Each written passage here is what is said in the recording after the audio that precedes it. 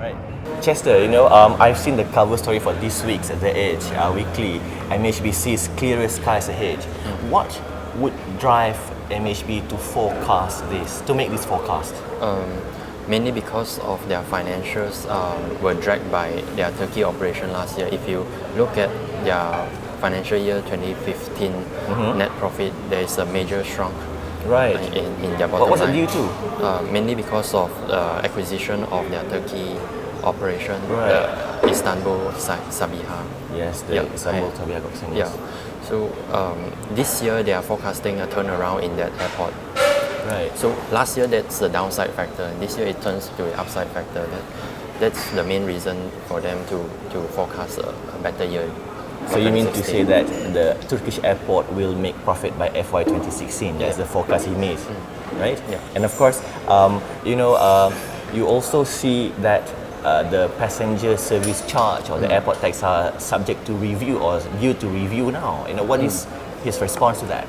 He clearly said that the airport taxes is under the purview of the government, and he is in no place to give any comments on that. But of course, he says that MAHB is in continuous discussion with the government on the matter. Okay. And of course, Chester, this is an open secret. Everybody knows that AirAsia and MAHB is in a tight and difficult situation. And of course, Tony Fernandez has demanded that KLIA2 be rebranded to LCCT. And I'm sure you asked this question, right, during the interview? Yeah. And how did he respond? He responded with MAHB perspective because he disagreed with the idea of renaming KLIA2 to LCCT because of the fact that KLIA2 is not a low-cost terminal in the first place.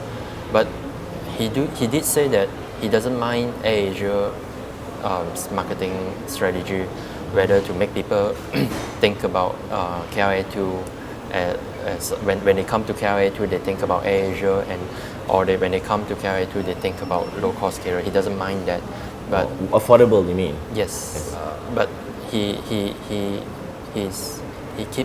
stance is KLIA2 remains as a complementary terminal to KLIA main terminal instead of a low-cost terminal. There's also talk that Malaysia Airlines might move some of its operation to KLIA2.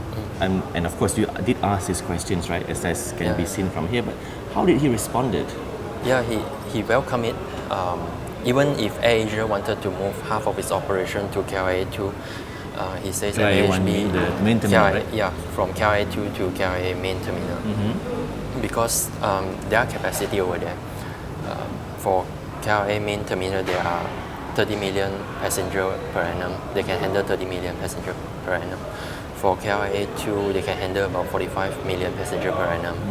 So currently, for KLIA hub itself, MAHB is handling about 50 million passenger per annum. It means they are still over capacity by about 25 million. Right. MAHB is forecasting, has made some forecasts for the passenger growth. Now, what is it like for the Turkish airport, and what is it like for the whole of Malaysia operations? In Turkey itself, it always reported a double-digit growth already. So, what he says is that it has reached a desired level for their management. That's the basis that given them a bullish forecast for this year to turn around that operation over there. But locally, they are forecasting 2.5 to 3% growth in passenger volume. He explained that in Asia Pacific, the airport growth is forecasted to be 6 to 7% this year. The reason why MAHB has a lower forecast is because of the capacity cut by Malaysia Airlines. That's why they are forecasting. Usually, he says that they will do at around Asia Pacific level or higher. But this year, they are forecasting 2.5 to 3%. And of course, Chester, Malaysia has been missing the Chinese tourists, following the twin disasters and economic slowdown. Does Datuk Badlisham see recovery for this?